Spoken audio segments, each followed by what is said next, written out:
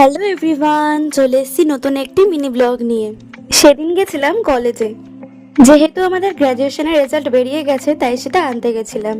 তাই মা আর আমি কিন্তু দুপুরবেলা বেরিয়ে গেছিলাম কলেজ যাওয়ার উদ্দেশ্যে।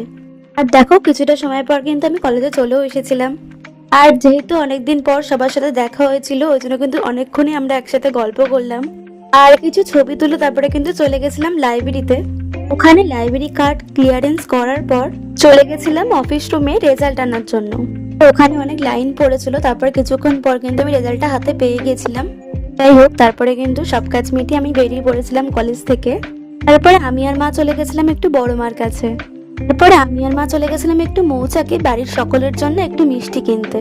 তো ওখান থেকে একটা কেশরী কুলফি কিনে আমরা কিন্তু চলে গেছিলাম একটু প্যাটিসের দোকানে প্যাটিস কেনার জন্য। তবেই কাটলো আমার আজকের দিনটা। আসছি নতুন একটা ভিডিও নিয়ে। এই ভিডিওটা ভালো লাগলে please like, comment, share and subscribe করে দেবেন চ্যানেলটা। বাই।